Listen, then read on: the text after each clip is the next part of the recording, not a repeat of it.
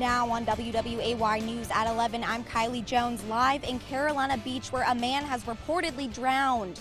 I'll have more for you coming up. I'm going to take you around to the front of this neighborhood. Again, this is the farm at Brunswick in Carolina Shores, and these neighbors are kind of just milling around. You look up right here, you're looking at a roof that is just completely demolished on this side. Law enforcement officers found Smith holding a woman at gunpoint in a car back behind several businesses here on West Broad Street. There's games, there's food, everything you could expect from the fair. I've been trying out a couple games here, and I'm gonna test them out for you, see how they are. So I'm going for that Brady jersey up there. Overpasses like this one on the bridges, especially for your morning commute tomorrow morning. Make sure you go extra slow, be careful, because those are the places that will see some slick spots, if any at all. The search for what the New Hanover County Sheriff's Office calls a violent suspect ended right here behind me. Neighbors who heard it all unfold say it happened in just seconds. Actually, we're getting one of those gusts of wind right now where the wind really picks up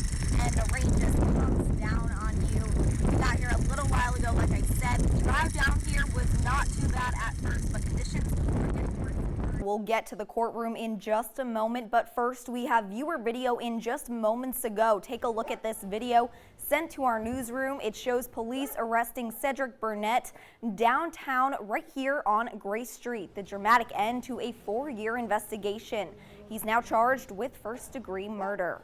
The family of Aljon Williams full of emotions today as Wilmington police shared the news. Joy. That's all. It's one word, joy. The one word Portia Williams can use to describe this moment, 4 years in the making. When she got a call from detectives Wednesday night, I could tell by the tone of his voice that it was different. Next, a flood of emotions for the family of Aljon Williams. Angry, happy, wanted to cry, wanted to break down, felt exhausted. It's been 4 years. Well, you don't know if you want to cry or be happy. Bittersweet news that police had arrested 23-year-old Cedric Burnett and charged him with the murder of 14-year-old Aljon. The wheels of justice sometimes turn painstakingly slow. Aljon was walking home from playing basketball in January of 2016 when he was shot near Emery Street and Stewart Circle. We never stop looking. We never stop trying. 4 years later, detectives say a piece of forensic evidence ties Burnett to Aljon's murder. They vowed to never give up. District Attorney Ben David says justice never sleeps. If we can't bring joy back to the Williams family, we do intend to bring them justice. And Portia Williams has been patiently waiting for that justice. I want to cry as well. I have cried. I will continue to cry because it's a process, but the only way out is through it. I still won't have Aljon. Still a long road ahead, but Williams says now they can start to heal. And he may not be here physically, but he's here spiritually. The sky was the limit for him, and we can't bring him back, but we might can change the future for the children that's out there. Fletcher Collins says he's made nearly 100 custom caskets for people of all ages, and this one that he's delivering right now is one of those extra special projects, and it's going to a little boy. We know we cannot take the pain away from a family, but it's our God-given gift and desires to help share it. It's not something you would expect to find joy in. Fletcher Collins grew up loving to paint, but that was not exciting enough for him. I don't like traditional things. I don't like normal. That's when Collins told his dad about a dream he had. It took things to a whole new level. I said, I want to start designing caskets.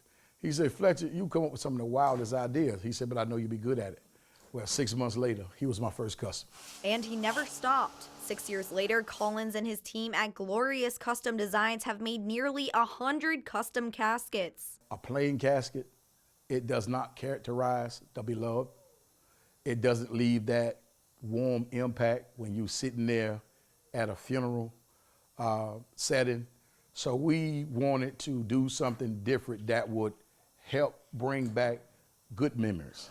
Collins makes each casket from scratch, then hand delivers them to families all over the country. This one for a 6-year-old Alabama boy who drowned last week. He said his son loved Paw Patrol, and Chase was his favorite character of the Paw Patrol. Collins crafted a casket into a Paw Patrol boat, all in less than 24 hours. He says the work is nothing compared to the joy he can bring families in their darkest times. It's more than a blessing. It's more than an honor. I find it greatly amazing for God to have chose me and to allow me to have the gift that he gave me and to give this gift back.